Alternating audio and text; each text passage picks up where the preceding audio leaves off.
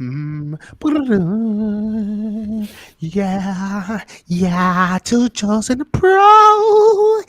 Yeah. Okay, sorry. You're an idiot. Welcome back to another episode of 2 Joes and a Pro. As always, you got your guys, Kenny, Ryan, and Brian. My boys, what's going on? How y'all doing? Good, man. Wild week two. You're doing wild?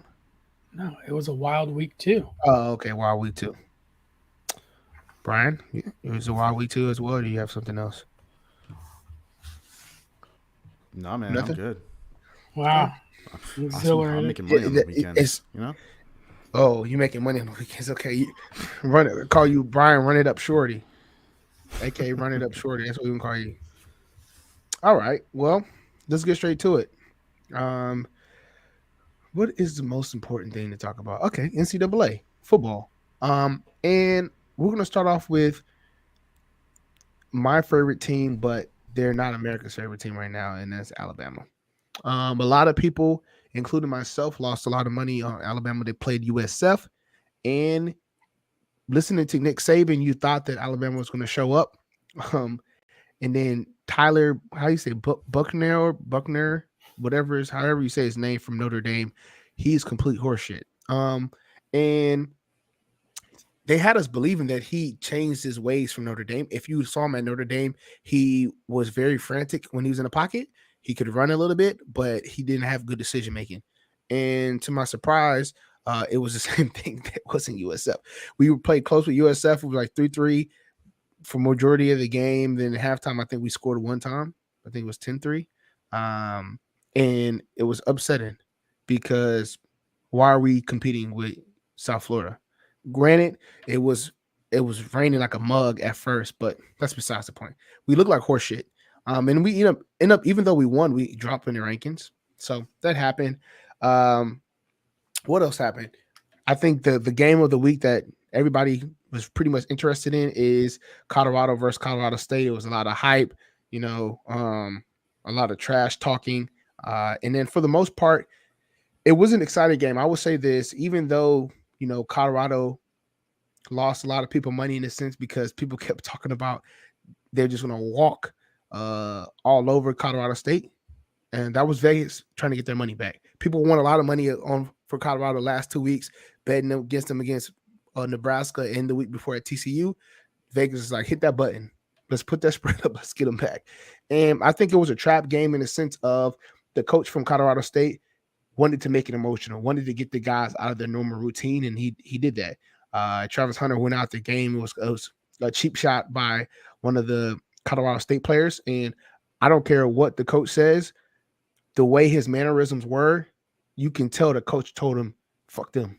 Like, we're going to punch him in the mouth. He doesn't care. Like, I feel like that game, he didn't care what happened because even after that, for a coach that, if you have a standard as a coach, you wouldn't settle for that. You'd be like, hell no, we don't do that. You take him right at the game. The coach said nothing to him. And then the coach proceeded at halftime to talk about how all the penalties are coming back and it's one-sided. It's like, bro, y'all playing dirty. Y'all all sides, even at the end with the tackle on Shador, when he pretty much slammed him into the dirt, into the ground. In the NFL, you're getting ejected. Like, come on, bro. You hit him with the helmet and you slam him to the ground, put all your weight on him. Like, the coach was just blew my mind at how he just acted like he was just absent-minded from the whole thing. Besides the point. It was a dog week if you're talking about betting. South Carolina played Georgia close. What else we have up here on the slate? Florida. Yeah, Florida dog Tennessee, which lost a lot of people money because I thought that Tennessee was going to be able to win, but the stats showed, and we're going to talk about a little bit of betting later. But the stats showed that I think the last 12 times Tennessee hasn't beat Florida. So yeah, I did hit my under though, Kenny. I did hit my under. It was you hit the under on that for sure. The Brian's big thing is called the law of averages. So the law of averages say that that's happened. But it was a lot of good games. I think just as far as competition wise, like I actually enjoyed the Missouri Kansas State game. I thought that was a really good game. It came down to the wire. Missouri kicked a 61-yard field goal, which I thought was crazy because that was like the SEC record. So that game was good. What else? That's pretty much it as far as like big time matchups. I guess the Penn State Illinois game was closed. The Florida State fell asleep against Boston College. They pretty much didn't even think about them because they were worried about this week. And yeah, that's pretty much all I'm going to touch on for last week. Let's talk about this week though. This week we have a lot of games coming up that Big I think games. that's going to be big, right? So if you guys are not tracking already, I know some people, talk to Ryan and, saying, hey, listen, we want to get the bets, right? We're on DraftKings, 2 Joes a pro, right? 2 Joes, 1 pro. 2 Joes, 1 pro. I think it's invite only though. I don't Yeah, know if it's on public. DraftKings, you guys can shoot us a message, or you guys can just follow us on Action Sports because the bets are up there, or at least half of our bets on there. But anyway, we're gonna flood you guys. We're gonna flood them with baseball, but we're gonna flood you guys this weekend, just because it's a lot of action. So we have some games on Friday, but for the main part, the Saturday slate, we have Ole Miss versus Alabama, which should be pretty competitive. Should be back and forth. I know Lane Kiffin is just licking his chops trying to get his first W against Alabama. You got Florida State versus Clemson. Even though Clemson is not ranked, it's still going to be a pretty good game. Oklahoma versus Cincinnati should be interesting for the most part to see if Oklahoma can actually show up against some decent talent. We have Colorado versus Oregon, which is going to be the 3:30 game. A lot of eyes are going to be on there as well. UCLA versus Utah is going to be a real good game. I think Cam Rising is coming back for this game, so that should be pretty interesting. Temple versus Miami is not going to be a game at all. Miami's going to beat the dog shit out of Temple, so that'd be pretty interesting. No faith. See my alma mater get swept. And then Arkansas LSU should be decent for the first half. I think LSU will pull away at the end, but for somehow Arkansas, those SEC games play close. Oregon State, Washington State should be high scoring. We'll see if DJU, right? Go say it. You can say, okay. I'm gonna call him DJU. Ugala, whatever. The ex Clemson quarterback. We'll see if he can, play against some talent because Washington State actually has a good quarterback as well. And then the primetime matchup is going to be the Ohio State Notre Dame game, which we're going to see if Sam Hartman can get a win against Ohio State. That Ohio State's coming home, and then we'll see if Ohio State quarterback is the real deal. I don't think he is at all, but we'll see, and then we'll see how fast or how many touchdowns Marvin Harrison has to score to try to have them win, because that's the only way they can beat Notre Dame, in my opinion. I don't think he has to be the real deal, the quarterback, because they're just so talented at wideout. I think that the wideouts will make him look good for Ohio State. Yeah, I think with Ibuka, right? Ibuke? Yeah, whatever. Sure. Yes. Ibuka, sorry if I'm butchering your name, and Marvin Harrison Jr. I think they're dynamic, but I think the Notre Dame defense is actually pretty decent. When I watched their secondary, they have some talent. Notre Dame's missing piece was the quarterback. And Sam Hartman, being a guy that has all the accolades, has the numbers. I am curious to see how that works with Ohio State, because normally they can just outshoot them because the quarterback at Notre Dame has always been trash. So that's going to be a good game. The Iowa-Penn State game is a tricky game. I look at that as a trap game. I think Iowa, you'll hear it later. This is a spoiler alert. I think Iowa actually covers. And so I'll touch on that later. And that's pretty much it for the most part. As far as the big slate games, there's some other games there I think you can win some money on, but we'll touch on that later. All right. Wait, I want to know, Okay. do you think Colorado wins? This is their first real test, right? Colorado will lose the next 2 games for sure. They might have had a chance this week if they had Hunter, but no, just because they need a high power offense to keep up. They don't have a chance. I want Dion to do good, right? I want the whole program to do good. I think this is the thing for him in his first year to have people. They had the most views of a Pac-12 game. They had the most views of the whole weekend, including NFL. They had people up at 2:00 in the morning. The game didn't end until 2:35, 2:40 in the morning, watching Colorado. Because everybody's trying to cash those bets. I understand that too, but for the most part, people are watching the game. The celebrities, they have celebrities on the sideline that look like a Freaknik. There's never been that many black people in Boulder at one time. I know it. It's never happened.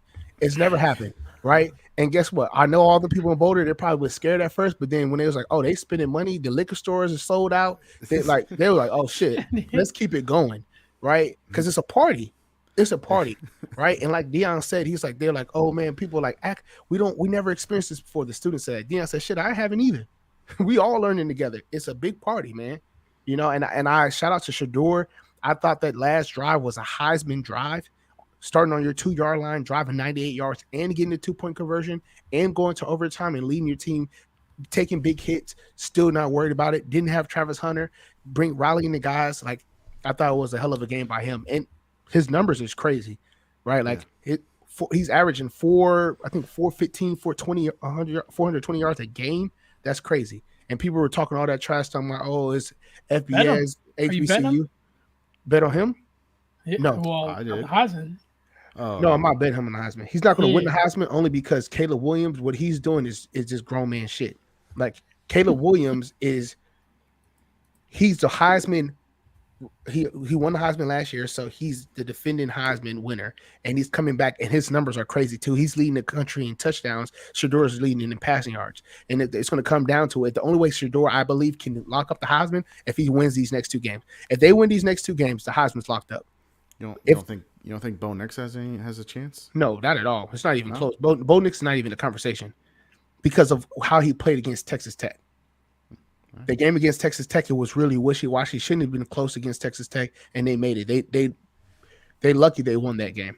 But what Caleb Williams is doing at USC, they have the talent there at USC, and it's not close. They're every team that they play, they're beating them worse than it. The spread could be 40. They're beating them by 50, 60. It's just he's just that talented, and he looks like young Patrick Mahomes in college. All right. Jeez. Sorry. Easy. Sorry, but no. To answer your point, and I'm going to be off of that. To answer your point, I think they get dog walked without Travis Hunter, and I think Shedeur is going to have an awesome game as well. But their defense is just not ready yet, and it's no shade to them. Their defense is just not ready yet. And I told everybody, I was like, man, I think they get dog walked. I hope I'm wrong, but yeah, it's going to be a tough couple of weeks for them for sure. Because 14 from Colorado State went off. 14 from Colorado State went off. He had 100 and some yards. Oregon has 7 number 14s. You know what I mean? So. All right. Let's hit baseball real quick. We haven't really focused on it in the last couple of weeks, so quick rundown. It's still going on? Yeah, man. We still got some baseball games left for the next 2 weeks. And they'll be wrapping up the regular season, heading into playoffs. So real quick, wild cards. The playoff push is in the AL. It's going to come down to 2 spots for 3 teams. Toronto, Texas, and Seattle are all battling it out for 2 spots.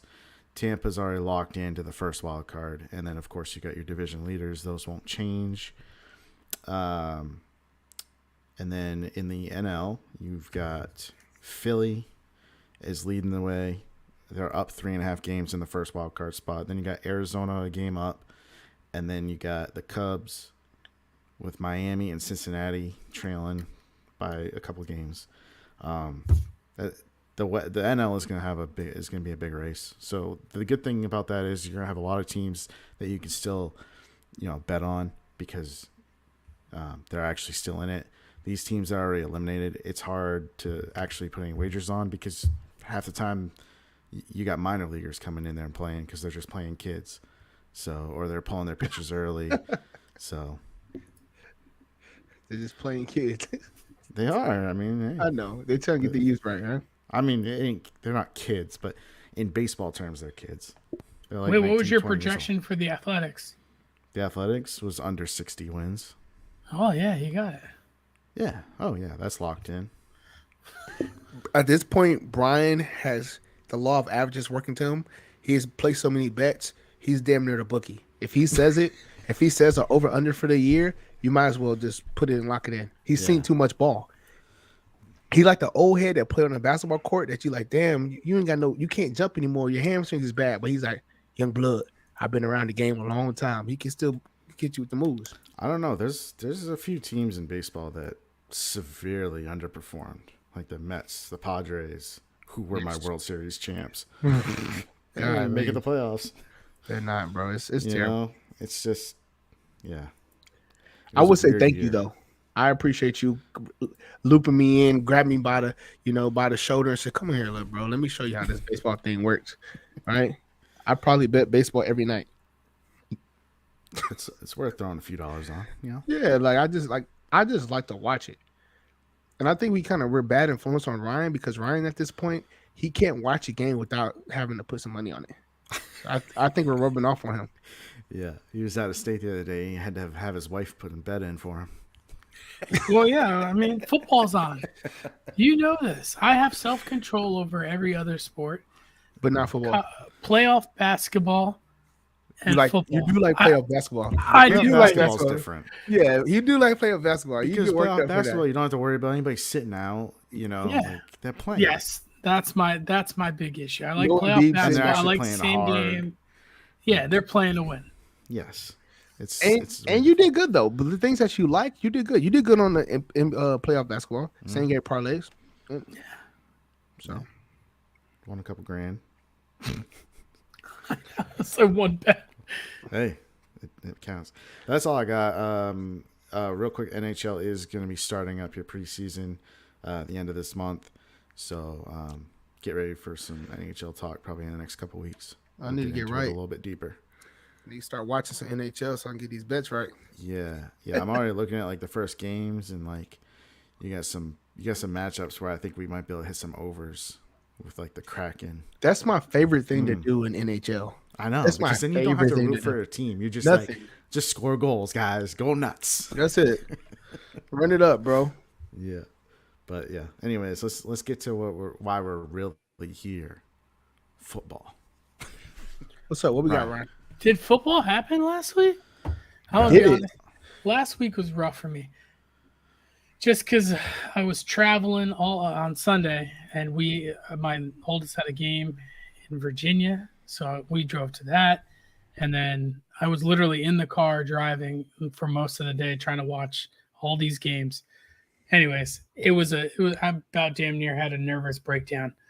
So we watched the Thursday night game during podcast, right? Yep. Yeah, so that was pretty cool. I think we should do that a couple times this season. I think at least the one viewer I know that watches it says that was a good show. But all right, let's talk. I want to let's talk about this Packers-Falcons game. I know Bryant isn't in here, but I know he does want to give you shit, Kenny. He wants to ask you about Justin Fields and Jordan Love because Justin Fields looks like shit. So that's Chicago. But let's talk about the Packers real quick. Are you blown away with what Jordan Love is doing, or do you think it's just he's in a right system with a good defense? Their offensive coordinators are night and day. Like, it's not even a comparison. If you have LaFleur with Justin Fields, it's going to be crazy too, right? So I'm not giving it to Jordan Love as like, oh man, he's some outstanding talent. I think he's doing what he's supposed to do. He sat behind, one of the greatest quarterbacks of all time for 3 years. Like, damn, you should be decent. Like, what the hell else you going to do, right? So, like, I'm not going to give him more credit than he deserves. I think he's done a decent job so far, but who the hell have they played? Yeah, nobody. You know what I mean? We're talking about the Falcons and the Bears. That's what we're giving you kudos to. Come on, stop it. I will say this about Jordan Love. So far, he has surprised me in that he hasn't really turned the ball over much. Yeah. So that's good. That's a good sign. Maybe he can, carry that over into some bigger games and actually still perform well. But like Kenny said, he hasn't played anybody yet. Let's see him get matched up against the Eagles. Let's see him do that and see how he comes out of that. He never really turned the ball over like that in college either, right? So I don't think that's kind of like his thing.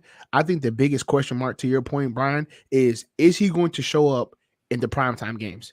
Is he going to show up when it actually matters, right? Against top tier talent. So, but let's go look at the other side of the ball. Let's talk about the Falcons. I want to get this out of the way right now.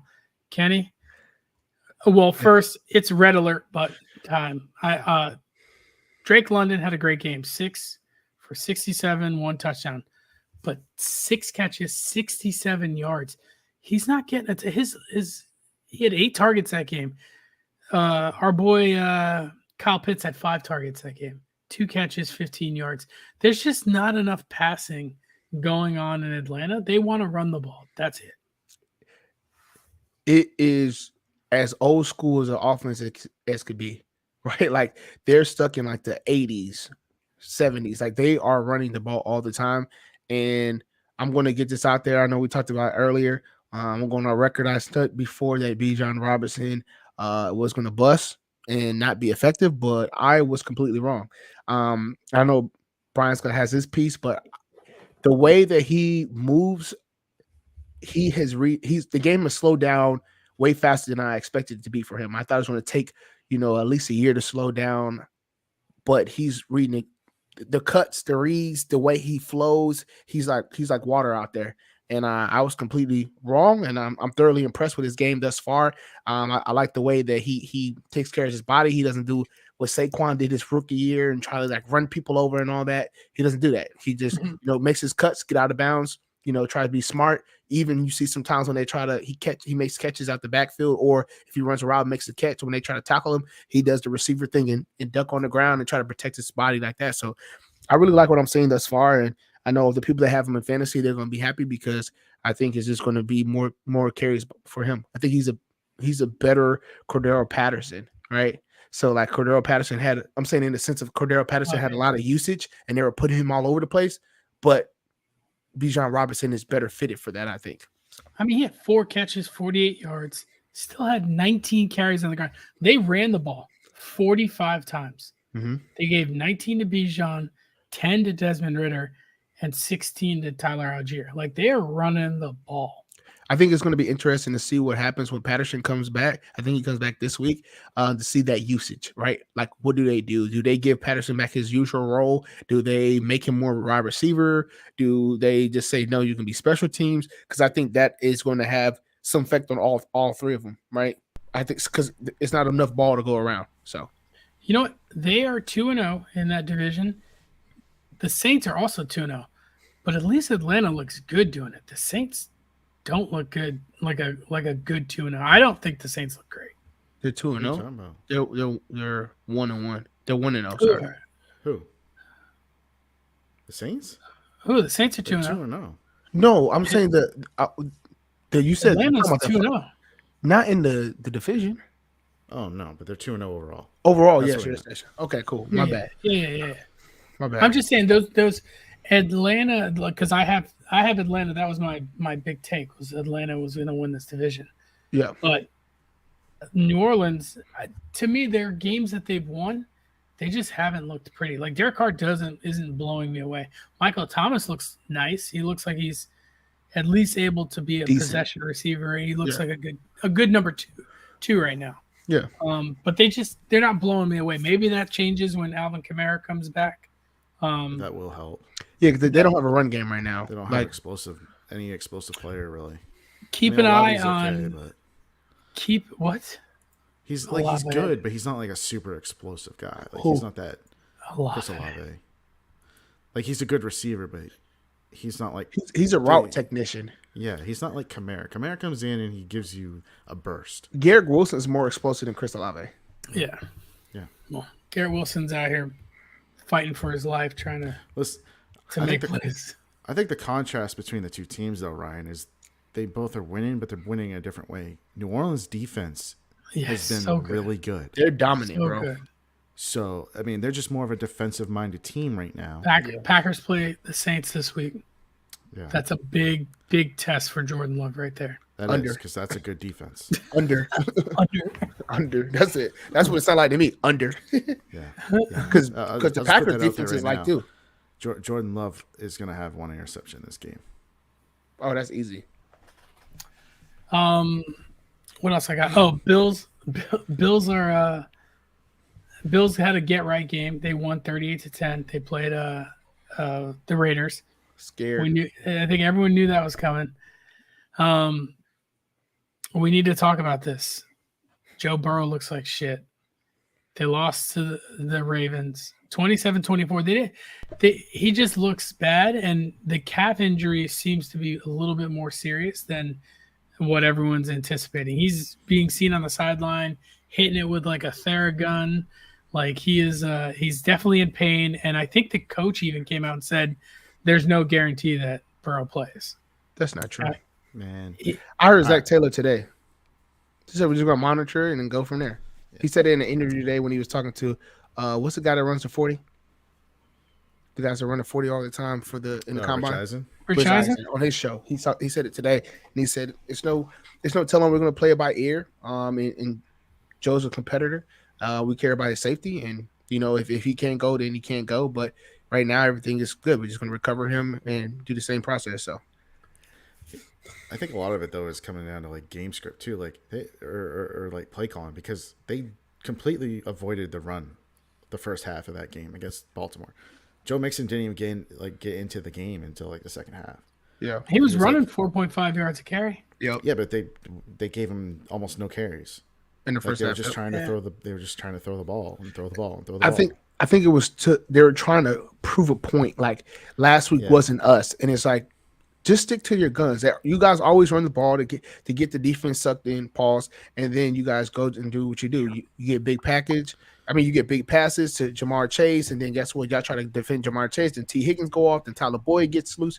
But there's none of that right now. There's no continuity, and I think that's is a lot of that factors to no preseason, right? Not really getting those reps with Joe Burrow. And yes, you might have years of 2 years being with him, but it doesn't simulate actually going through reps. And then the timing is off. And then Joe Burrow, to that same point as well, is like if you're on the sideline for so long or for whatever 3 weeks, 4 weeks, and then you come back in the game and try to get the reps and try to push off and same thing like that, you got to get that body going back right. So all you see now is, I think to your point, Ryan, he's going to be sore and all that, but I don't think it's more severe than people think. I think his body is just trying to adjust and get back used to it. Like you're not gonna come out of nowhere and then not be sore. Like you're still gonna be sore and go through all that because your body's like, damn, I gotta get that wear and tear again. Well, the Bengals don't play until they're the 8:15 Monday night game. Yep. So what I will say is, if you can, Jamar Chase is getting right this week. He's getting in the end zone. Like only if he plays. Only if Joe Burrow plays. I think Jamar Chase is getting a touchdown regardless. Law of averages. I talked about this. That's right. Got to get those law of averages in there. I'm telling you, the law of averages is a real thing. But to our point, I said a lot of the times, I do not like how they utilize Jamar Chase. They utilize Jamar Chase as if he's a big play only receiver. Like he can run every route in the route tree. So why do you guys not have him in the slot? Put Tyler Boyd out to the outside and put him in the slot. Like let him get more adjusted to the offense in a sense. Like give him more chances to get the ball. Don't just have him running deep routes or do a screen. Like give him the ball more. You saw what happened with T. Higgins when it started saying, all right, cool, we're gonna do intermediate passing routes. He started running digs, things like that. Like you got to get the guy some touches and then he gets the flow. Yeah. I just don't think Boyd's gonna do as well outside. We don't care. Well, you do care. They run a lot of 3 wide receivers. You want mismatches.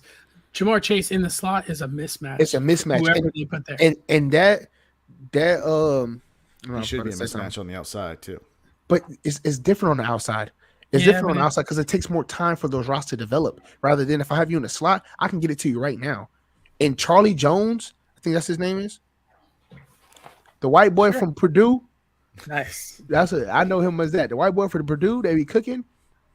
He needs to play. He's a technician. He can play on the outside. And I like Tyler Boyd. I think Tyler Boyd is a baller, and he's a veteran.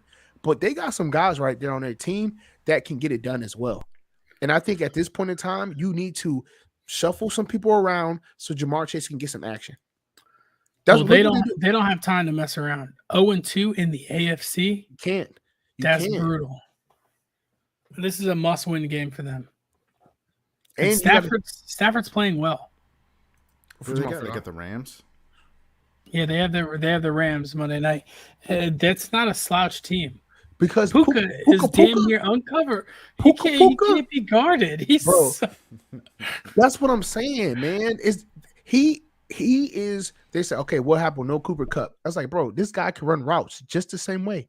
He's not Cooper Kupp, but I'm saying he runs routes the same way where he gets separation and get open. And all you need on the Rams offense is somebody that can catch the ball. If you can catch the ball and you're reliable, it's a wrap. That's all Stafford needs. Tutu's doing well, and he weighs, I don't know, about 154. Like he's soaking wet. He got to go on the scale with his pads on.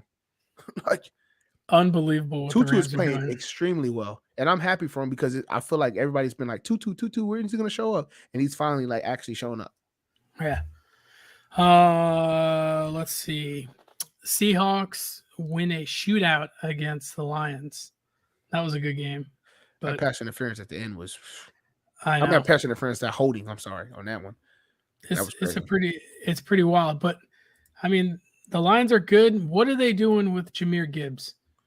Like, they're just easing him into it, bro. It's 17. It's 17 weeks. I mean, 17 games. Sorry, these rookies are not used to that. Those rookies not used to that. Okay, so David Montgomery's injured right now. I think he's got a hamstring issue. So do you think it's time to light up Gibbs, or does Craig Reynolds come in and just do what David Montgomery's doing and they kind of keep doing what they've been doing with Gibbs? No, Gibbs is going to get way more carries. I think Craig Reynolds, his carries, so they're not going to give, they'll probably give him, if it was 60-40, Gibbs will go to 80-20. 80-20. Okay. All right. Because we're moving down the list. Because his offense, right, as you move down, his offense, what he does to the offense moving around is big. You can't mess up the offense now just making him a running back, because then who's going to do that part? Who's going to do all the motioning and all that? Mm-hmm. Hey, the Colts win 31-20. So this Houston team is losing, but losing with a lot of positives. Yeah. CJ Stroud looks really good, which is shocking because he looked like dog shit in the preseason. All preseason, he looked really bad. I was like, man, it's gonna be a rough year, but he's looked great. He had 2 300-yard games, I think, back to back, both weeks, which is like more than Justin Fields in his entire career, I think. Baby Deshaun minus the massages. Yeah, he looks nice. But he looks great out there. And Nico Collins, he's showing up. Tank Dell actually lit it on fire. They gotta get Noah Brown out of there. Into it. It's because Noah Brown is left, and he's like, okay, Tank's like, I can eat. Yeah, even Robert Woods did good. Yeah, he was 6 for 74, but I think he's gonna. They threw it a ton. They look good. Dameon Pierce looks like shit. To be honest with you. Of course, their running game does not look good, and it's because that's what they were like. Let the rookie beat us, but Indianapolis is not a slouch defense up the middle, run stopping wise. But what is Richardson doing? Can this dude stay healthy? He got to learn how to run the ball. You heard what Daniel Jones told him. He said, "Hey, bro, you got to learn how to run the ball. You can't take those hits like that." This ain't college. Did Daniel Jones say that? Yeah, I thought it was Daniel Jones said that. I don't know. No, Trevor Lawrence said that. I apologize. Trevor Lawrence told him that. Sorry, not Daniel Jones. I was going to say, I don't think Daniel Jones is talking to any other players in the media. Like, he ain't talking about nobody else. He's like, hey, shut your ass up. I got to focus on me. It was Trevor Lawrence told him that after the game. Sorry. After the first game they played. I mean, he just, you're right, Kenny. He just needs to learn how to get hit. Jalen Hurts is starting to do it this year. He's almost doing it a little too much sometimes. But he'd be like sliding out of bounds. He's got his eye on the prize, which is the Super Bowl at the end of the year. So he knows it's a long season. Yeah. But yeah, I think he'll get there. He's in the concussion protocol. We'll see if he gets out of it this week. All right, I'll hit on the Patrick Mahomes news since we're going to talk about their game real quick. They won 17-9 in a real sloppy game, but it was the Jags. Jags are no slouch. Surprisingly, it was a defensive game. Yep. The Chiefs defense is playing pretty well. All right, so let me see if I can find the Pat Mahomes deal. So Pat Mahomes restructures his contract, and he gets $210.6 million between 2023 and 2026. We kind of talked a little about this on like a previous episode where we were like, Mahomes did this like 10-year deal, but they're just going to shuffle and move money around just to make, he's going to get his. And that's exactly what they're doing. I think that breaks out to like over 55 mil a year. He's going to get 8. So they're adding more money into it, or they just move the money up? No, I think they're just restructuring when he gets his money and converting it. Because I don't know if it's year 7 or year 6 in his deal that he can play an option and get out of it, and then they can redo another deal. So that's probably what they're doing. he's probably said something, and they're like, okay, we're gonna move the money up to keep him happy, and then he's gonna probably get out of his deal in 2026, whenever that is, and then redo another deal. Yeah, probably. I forgot who I was talking to. Somebody told me, oh, Mahomes is not going to ask for more money. He's going to take a team-friendly deal. I said, no, the hell he's not. Well, no. He's not going to take 7-8 people making more money than him. That's not happening. He is going to get his money regardless, and then they're just going to move shit around and figure it out. But he is going to do things that are team-friendly, where they're like, hey, you can convert it so that you get my cap hit down so we can bring some players in. But he's still going to get paid.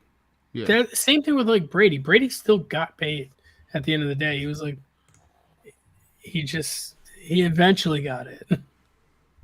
What is this idiot saying now? He said, look, Love is better QB and fantasy quarterback than Fields. Right now. It's only week 2. Just calm down. They played nobody. Sorry. Shoot. Numbers are decent though, for sure. Hey, all right, go ahead and cover it. I want to hear your opinion. I didn't get to experience all of this, but the Giants, for the first 6 quarters of the NFL season, did not score a point and looked like complete dog shit. They gave up 40 points against Dallas and then 20 points in the first half of the game against the Cardinals. Yes, the hapless Cardinals. Okay, now you're just trolling, Brian. Yeah, he said, I'm not reading that. Jaden Reed is not better than Flowers. Period. End of story. Not even you close. Shut your hole about that. You know you're just trolling. No, he's trying to get some ammunition for his Packers podcast. That's it. There's no way that you can even make that argument. Zay Flowers is amazing. True. Look at the stats. Okay, it's true. Look at the stats. All right, I'm gonna have to do it now. I said looking better. No, he's not looking better, bro. Zay Flowers look like he's on a video game. He looks like he's running at 0.175 speed. Everybody else is normal. It's not even the same. Okay, okay, he scores 2 touchdowns this last week. He only had 37 yards. He did like the reason why he scored 2 touchdowns is because he's wide open because nobody's fucking guarding him. He was 37 yards. Nobody's guarding him, bro. Well, in case you're wondering, he was 9 for 78 week 1 and 4 for 62 last week. Yeah, I think Zay Flowers is way better. To the Giants' point that we were saying, yeah. Well, they come back. Spoiler alert: 20-0. They come back firing. I hit the money line at half. They win 30-28. You hit the money line at half, right? Oh yeah, fuck yeah, I did. Yeah. I would say to that point, I think that this was a statement game for the Giants, and as far as like, listen, we never give up, we keep fighting. I think it gives Daboll some ammunition. I think it actually rejuvenates the Giants, and they kind of like get that bad juju off of them. And people are going to say that, you know, Saquon being out is a big detriment to the team. I don't think so. Right. When you look at it, I was arguing with somebody earlier today. They kept saying how Saquon is such a difference maker for the Giants. And I'm like, really? If you look at the numbers, it's really not. All right. Yes. Do you have to account for him? I'm not discrediting that. Yes, you do have to account for him. But when you look at it, Daniel Jones has the same, or he has better yards actually than Saquon does. Right. Like, Daniel Jones, this game has 63, or Saquon has 63 yards. Daniel Jones had 57 yards, and Daniel Jones threw for 321. And then against the Cowboys, Saquon had 51, and Daniel Jones had a 43. I think that Daniel Jones being on the run is what most people are worried about. And yes, the Chargers 16-1, don't worry about it. It didn't happen. Already. It's dead. Listen, I think the main thing you got to remember, Kenny, though, is that defenses have the opportunity to key in on Saquon. Without Saquon there, who are they keying in on? Bro, he hasn't done shit. Like, right, because if you're going to go into the game trying to take away Saquon. The defense is going to the game now trying to take Daniel Jones' runs away. They're like, we don't want him mobile. We want him to stay in the pocket and throw the ball because he's not the same. We want him to not be mobile because he's going to extend plays. We don't want that. We want him to stay in the pocket and throw the ball. That's what they want to do. People are not worried about Saquon running the ball as much as you think. I didn't say he's not. You don't have to account for him. I'm saying it's not as a big as emphasis as people thought before. Like 2 years ago, hell yes. Or 3 years ago, hell yes. Now, right now, it's not the same. Yes. Well, this Thursday night game does not matter. I mean, we're without our left tackle Andrew Thomas. Again. We're without the left guard or Ben Bredesen, but which doesn't matter. I don't think it matters. We were without them too last game for the most part. But the 49ers, they're just replacing Micah Parsons with Nick Bosa. And like we're just gonna get fucking demolished. We might score points though if it's not raining. I'm taking the But it's over not on gonna- that. Over's 44. That's Yes. Here's the thing about that game, though, if you really want to get into it real quick. I would say that for fantasy owners, this might be a game where, well, not fantasy owners, more about DFS. I wouldn't be a CMC guy this week because I think that it's going to be a good game for them to utilize Elijah Mitchell a lot more because Why? they're going to win the game regardless. So save your bullets for another team. That's all. So I could see CMC getting fewer targets and or touches. I'm pretty and- sure I think it's that gonna be closer than is people think. 100% of the snaps. Like Yeah, yes, he's not come off the field. why would you once. do that when you're facing a team that you should beat by 20? They're not going to though. Well, they're not Yeah, going well- to, but they should still handle the Giants Yeah, they without should have handled. using CMC as much. Okay, who'd they play week 1? The Steelers. They should have They handled them too. demolished the Steelers. Exactly, and he played 100% of the snaps. I think this is understand. CMC. They're getting I get it, but, their like, money's worth. We're paying If this I was man them, I'd 15 want to save mil. him for games that matter. They don't I would limit him a little bit in this game. No, they don't care. They're locking it up. It's just wild. Just saying, for DFS, I would stay away. Hey, all right, let's talk about the sad news. Sad news. First off, the NFL is stupid as hell. These 2 Monday night games that were an hour apart was one of the dumbest things I've ever seen in my entire life. I actually liked So it. stupid. I hated it. Why? No, it's done. I liked it just because there's like more action just watching one game. Like sometimes the one game may be a blowout. It's not interesting. You're like, I don't want to watch this shit. But like 2 games on, it's like, okay, I can flip back and forth. Yeah, but the problem is I am going to watch it anyways because I have a sickness. So I'd rather watch one completely to the end and then watch the other. Yeah. Put one on at 6. I'll watch it till 9. Ryan put the other loves one on. bad football. He Oh loves yeah, it. I'll watch the whole thing. Anyways, Nick Chubb, he breaks everything in his body, in his left leg. It's so Look, sad. It's so sad. Again. Yep, same knee that he Same blew out knee, in college. Basically the same type of injury. He's 27 years old. I think the Browns owe him like 16 mil next year against the cap. If they cut him, his dead cap's only like 4 mil, so he will likely be a before June 1st cut. And then they'll probably restructure and try and bring him back if he is even playing. There are a lot of question marks that are going to have to come into place. I mean, yes, he came back from this injury, but he was also like in his early 20s. He's now like in his late 20s. Whether or not we don't know the significance of the injury. Like we don't know how bad it is. Like there could be things in there that we don't know. So I'm erring on the side of I think Nick Chubb, if he comes back, he's just going to be like a role player for a team. No. He'll probably go to the Patriots. When he comes back, he has two more good years and he's gonna hang it up. Bro, he is, if anybody comes back and perform, could be more Adrian Peterson like it's him. Bro, Maybe. he works out like a fucking dog, man. Like he's I'm not strong as betting the on it. ox. Bro, people said that when he came from his knee injury. He's the first one. People said, oh man, he won't come back. He won't be the same guy. And he was better. I know. He doesn't drink. He don't smoke. He take care of his body. Is different. I know. He ain't Todd Gurley. Father Time's going to catch up, though. Undefeated. To some people.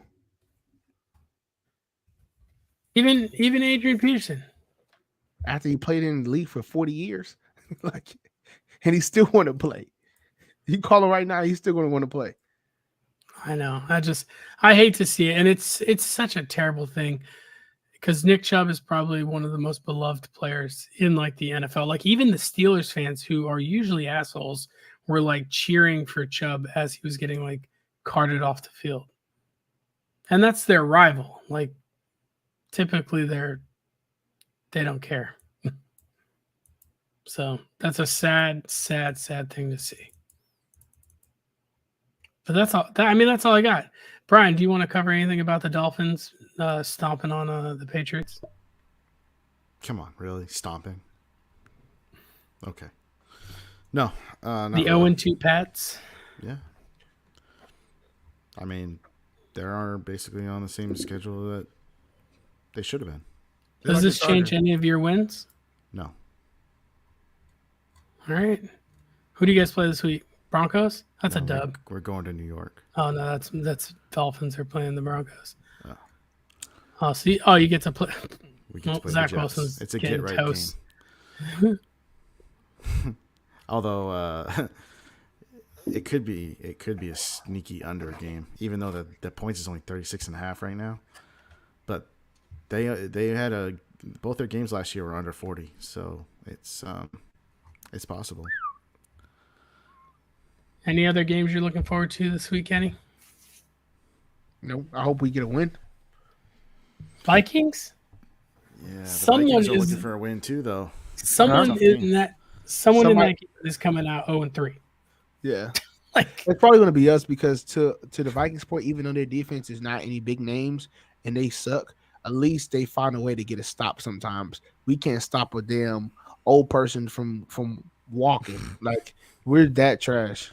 Can you guys fire Staley yet? Like, I'm just wondering. It's not Staley's not the problem, bro. He calls the defense. Oh my gosh, man. He calls the defense, Kenny. No, he does not. How do you not scheme up something to stop Tyreek Hill from not having 200 yards? Limit him to 100. You know? Bro, stop it. Okay. You say it as if it's the easiest thing to do. Well, Patriots just tell him to 40. Not many teams come back as 0-3. One of those favorites for the playoffs will essentially be out of the play. Yeah. So if the Chargers are 0-3, Yeah. Yes. Yeah, the Chargers is true. Not the Vikings. The Vikings will come back easily. Yes. The Vikings. NFC's weak. Yep, and 7 teams make the playoffs. It's not like it used to be back in the day where it was like you lose 2 games, you're 0-2, you're not coming back from that. Yeah. The Vikings can go on a run, but it's not likely. Kirk is playing pretty well, to be honest with you, but their defense is just not it. Too soft. Bears will be 0-3 after this game because they're playing the Chiefs, unless they shoot Justin Fields up with Superman syndrome. They probably will. And Bills are going to I probably hand the Commanders their first loss. The Commanders are 2-0, but hoping the Bills pull that one out. I like how Bloomy he's running the offense. Like Sam Howell has a lot of confidence right now. He has a lot of confidence. That last game even boosted it even more. The Bills are not going to have an easy time. They should win, but it's on the road, and the Commanders are playing very well on offense. And the Bills' defense has looked suspect at times this year so far. So we'll see. I might take the Commanders to cover. What's the spread? I think it's 6.5, just by the hook. And I think you'll be all right. Because the Commanders' defense is okay. I mean, especially when they got their pass rushers playing, when Chase Young's there. And, I mean, they got a good defensive front. So. Oh, and if you play in any survivor pools, if you've just selected an NFC East team every week to beat the Cardinals for the first 3 weeks, you will probably win. Because I picked the Commanders to win against the Cardinals week 1. I picked the Giants last week, who barely won. And then this week, the Cowboys will beat the Commanders easily. Yeah. Easily. I think the Cowboys are going to roll them. Yeah. Micah Parsons looks like a man on a mission. He's looking like a man that want that check. Yeah. And he's going to get it. There's no way. Anyways, that's all I got. All right. Well, Well, do you want? Actually, I'll let you cover. I'll let you cover Ryan's fantasies real quick, and then we'll touch on some BK bet stuff. Oh shit, I forgot about Ryan's fantasies. To be honest with you, All right, cool. No, I'll just cover some waiver wire pickups. If you're looking at the Giants, because you lost Saquon and you're looking to pick up a running back, I know everyone's hitting on Breida, but I'm going to be honest with you. Just stay away from the Giants running backs, period. End of story. No one's going to run the ball. Daniel Jones is going to run the ball a little bit more. And Breida and Brightwell and Eric Gray are going to sprinkle in there, but especially this week. So if you spent money on Breida, I would temper expectations, and I think Saquon's back the following Monday. We didn't really talk about this, but Jerome Ford is the new running back for the Browns. They said he's going to be the starter. Kareem Hunt did sign a 1-year deal with the Browns, so he's basically coming back to the same system. And I think, in my opinion, Kareem Hunt's coming back to be Kareem Hunt of what he was last year. It's going to be that. I think he's coming back to the same role. I don't think he's coming in to be like the workhorse back. I think they're going to give Jerome Ford every opportunity to be the number one back. Yeah. So unless he like really shits the bed, I would have spent a lot of fab and money on Jerome Ford just to get him on my roster if I was hurting at running back. I didn't. I had the number one waiver wire and I passed on him. Oh yeah, wow. Yeah, I'm out on Ford. I mean, he's going to get the opportunity, so yeah, that usually trumps everything in fantasy. But other than the long run that he broke off, he averaged like 2.5 yards a carry. Like, it wasn't very good. I know, but the Browns know how to run block, and he's going to have the opportunity is there. I mean, you could take a shot on Kareem Hunt and pick him up because he's probably on free agency for whatever league you're in. At least Kareem Hunt will give you PPR opportunity. So I don't know. I just like that. Yeah. I mean, if you got people in your leagues that are sleeping, trade for targets, or people like AJ Brown, Jamar Chase, these players that are kind of like slumping right now. AJ Brown should have had a touchdown last week and it got called back. Like he's playing very, very well. They'll eventually get it right and he'll be a number one target. Who else is a trade for target? The running back market's pretty tough right now. So if you got Travis Etienne, Pollard right now, you're feeling pretty good about yourself. But Josh Jacobs feels healthy. Yeah, it's pretty rough. I think as the season goes on a little bit more, that Denver running back and what's his name, Javonte Williams, he's going to start picking up some steam because he's starting to feel a little bit better, run a little bit better, and they should be playing. Russell Wilson's actually playing pretty decent. Yep. Yeah, he's not the problem right now. Yeah. All right. That's it. Okay. So I appreciate that real quick sum up of Ryan's fantasy. I'm going to touch on some stuff on BK Bets real quick. We talked about betting last week. I know some people probably heard about the Rams 49ers game, kicking that field goal at the end. I thought that was pretty funny. Right. The shit is rigged. Is the NFL not rigged? I don't know if that's rigged, but more so that's not rigged. That's more so of understanding that people are actually pay attention to the spread, right? They pay attention to the spread. What did the Rams benefit from doing that? You don't know. Zero. You don't know. Maybe they wanted to fuck with people. Maybe they want to fuck with people. Like, I'm gonna kick the field goal because guess what? People probably bet on the Rams, or vice versa. That's crazy. Maybe they said, I hate the 49ers that bad that I don't want them to cover, or I don't want their fans to get money because they bet on them to cover. So I'm going to kick the field goal just to fuck with them. So the part that pisses me off is that you're right. That could possibly be it. But if that's the case, if they know all these like prop bets, DK bets, the boost bets, like, are they game planning to make sure certain players don't get 20 yards at the beginning of the game so that hit doesn't hit and the house wins? Could be. Like that if they're willing to do this with the spread, what's stopping them from doing that to make sure Michael Thomas gets to 20 yards before Olave? Guess what, Ryan? You don't have to bet it. I know. Like But at the I end of want the day, to. It's at the end, there. this is the thing, at the end of the day, betting wasn't supposed to be on sports. That's man's greed saying, "Oh, let's make some way, find a way to make money." So guess what? It's one of those things you take. It's a gamble. It's What a was gamble. betting supposed to be for, Kenny? Betting wasn't supposed to be at all. They created it for another way to make money. There's not supposed to be any betting. Then they made money. Then they kept up all the spreads because, like, hey man, people have a problem and they want to make more money, so they're going to just bet whatever. I mean, they're going to bet whatever. You know, people have been gambling for hundreds of years. I know, but gambling in hundreds of years, with the odds are actually in their favor. This odds is not in favor. When you bet on football, that odds is not in our favor. That shit is just like that. We're leaving it into somebody else's hands. That's worse than playing in Vegas. We don't know what's going to happen all the I mean, time. that's true. As many times we go out there and we're like, okay, cool, this is locked up, and then somebody fumbles the ball, and we're like, how the fuck you fumble that? Yeah, I mean, and even on like games that you have pick'ems, you still have to pay 10 cents for every dollar.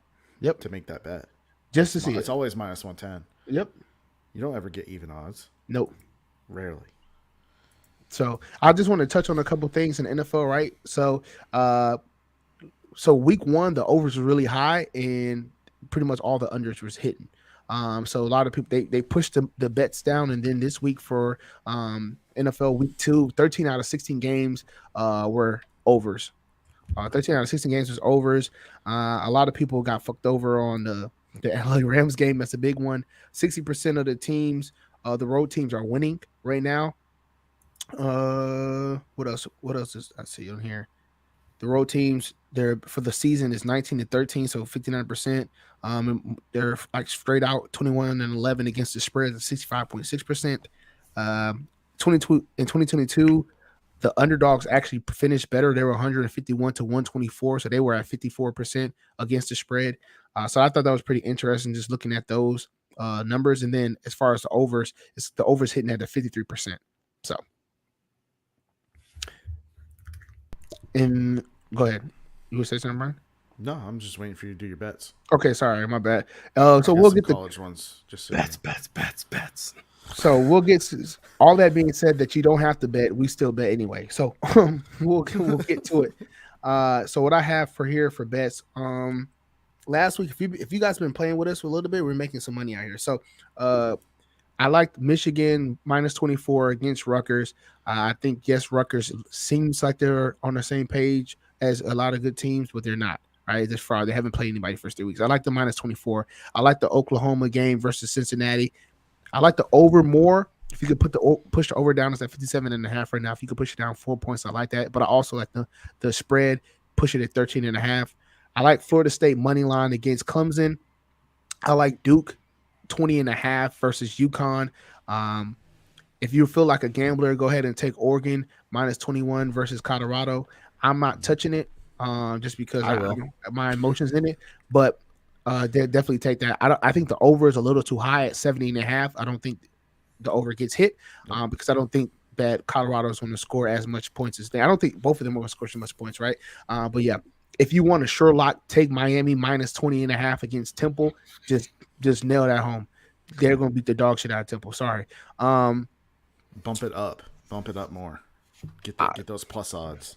If you want to, right? I think the upset of the week is really not going to be an upset, but the game of the week I like to look forward to is going to be the Washington State versus Oregon State. I like Washington State +3. If you really want to gamble, take the money line, and I also like the Iowa State 14.5 versus Penn State. It's Iowa State or Iowa? No, Iowa versus Penn State. Okay, all right. Sorry. No, it's fine. I thought it was Iowa, so I was just making sure. Yeah, Iowa 14.5 versus Penn State, sir. You like Iowa 14.5 versus Penn State. They're the underdogs, right? Yes. Okay. Plus 14.5. I'm just making sure. Yep. Right. Yeah. So real quick on Friday, I got Air Force. I like them to cover and money line. Yeah, that team looks good. Bro, they no comment. Okay. I mean, who's San Jose State? You know, like San Jose State puts up fucking points. Okay. I'm telling you right now. So does Air Force. No, they do not. Bro, Air Force is good. No, they're not. Go ahead. Bet it. I'm going to. Bet it. All day. San Jose State is going to win money line. Guarantee it. All right. Okay. We'll see.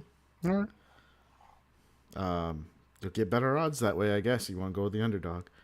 With the Florida State Clemson game, I don't mind the Florida State lean. I'd probably pick that side, but I'm honestly looking at going with the over. I think both offenses can put up some points. This could be easily in the 30s for each team. It's only 55 right now. If you want to buy it down just a little, maybe down to 52, pay a little juice, you'll be fine. If you're a little hesitant. And then there was one other one I'm trying to find real quick, the exact number. I do like the under with the Colorado game. Like Kenny said, 71 or 70.5, whatever you see right now. 71, way too high. pretty much. Way too high, because I think if Oregon gets up, by a couple touchdowns and it's in the second half, they actually going to probably put together some long drives and like run the ball a lot and slow the game down a lot. So, that's what they typically do when they get up.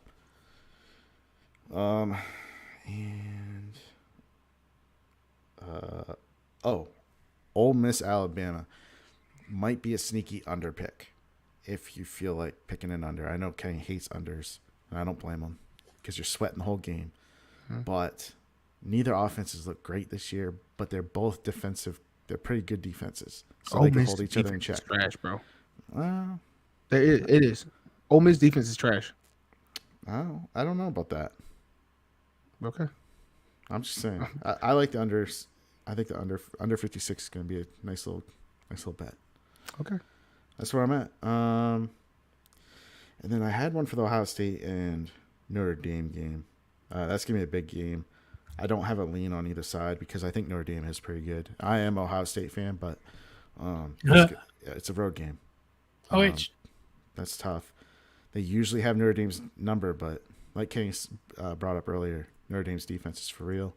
It's pretty good. And I have my questions about Ohio State's quarterback just like everybody else. So that might be another game where you might be able to hit an under. I'm trying to find the number. Yeah, it's 56. That could be a low-scoring game in the 20s. So. That's it? Yeah, that's all I got for college. Do you got anything in the NFL? Because I got some there too. No, I don't have nothing for NFL. I don't put NFL until I win my college bets. Okay. All right, NFL, real quick. Ravens, I'm buying it down to -6.5 on them. They're at home playing the Colts, and I don't think Richardson's going to play. I think it's going to be a Minshew game. So I would take that. Then also, I have the Titans money line at the Browns. They're the underdog. If you don't like the money line, you can take the 3.5 points for a close game. I think they're at least going to cover. I like the money line though. And let's see, what was the other one? You think Tannehill looks better? I just think that's going to come down to coaching. I think Vrabel's a really great coach. I love him. So, and also I got the Cowboys. I'll raise that up to 17. They're going to blow the doors off the Cardinals. I'm not even scared. The Cardinals are going to be hurting after this game. It's going to be sick. That's all I got. Hey, I got my touchdown boys. I got a four parlay pick of just touchdown scores. Derrick Henry's getting in the end zone. Raheem Mostert's getting in the end zone. Ramondre Stevenson's getting in the end zone. And the only one that is a potential question, but I'm feeling pretty good about it, is James Cook. I think that they're going to need to run the ball, and I think he's getting in the end zone. That's the only one that's risky. You could throw that one off and just keep it to the 3. How much is like Latavius Murray? It felt like last week whenever I looked at the damn Buffalo game, it was like Latavius Murray had the ball. I was like, what's going on here? He does get Latavius Murray gets goal line carries. Yeah. So, I mean, if you want to throw Latavius Murray in there and feel good about it, I think that Josh Allen's going to need to dump the ball off a little bit more to James Cook this game because Chase Young came back last week, and he actually looked pretty good. He was, like, getting at the quarterback. So I think they're going to be bearing down. He's going to need to check it down a little bit. That one's a plus, like, 120 odds, so – It's not an easy odds. That's the one that's a little risque. Yeah. Why don't you take you don't like Diggs for a touchdown? I I think this would be a good game for Diggs to get in, just because the Commanders' defense is a little weak in the back end. You could put that in there. I'm I'm calling my just shot. I'm calling my things. shot. Hey man, I called my shot. You hit last week. I mean, you didn't put it out to the fans, but we all It were was in on this bet. out there. It was out there in the world. It was. You trailed with me. I hit You it. went with me. Yeah. You didn't tell me. It was. Hey, it was. it was out there. Kenny.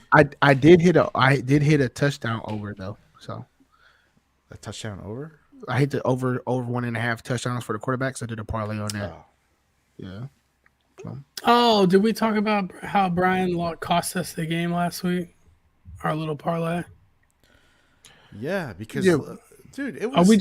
Are we doing the same one? We'll do another one for Thursday night. Yeah, we'll do it, guys. What we'll do is we're gonna flood you guys this week. So tomorrow we'll have another same game parlay again. So stay tuned for that. Yes, I did blow the last one. I'm sorry. Pause. They had 17 points at halftime total. And what did I tell you? What happened? What did I tell you? Defenses forgot how to play. What did I tell you? You said we're good, Kenny. I said no, we're not. I didn't like that. I said watch what happens. And you're like, no way, Kenny. And they started running that shit up. It always happens in the second half, bro. They run that shit up. It's like somebody hit the button. Hey, press it. Run it up. Run it up. Too much money on the under. Run it up. It wasn't even close. Like, they blew it out. Yeah. It was like 66 or something like that, right? When they scored the last touchdown. It was like high 50s, maybe low 60s. I don't know. Yeah. Anyway, we hope you guys, enjoy the episode. We're really trying to win you guys money, and we're hitting right now. So if you were hot, we're hot. Just rock out with the boys. We hope you enjoyed the episode. Again, like, subscribe, share with all your friends. If you're not, follow us on Action Sports. And if you're an exclusive club, join us in DraftKings in our group there. We appreciate all the love and support. Peace. Later. Peace.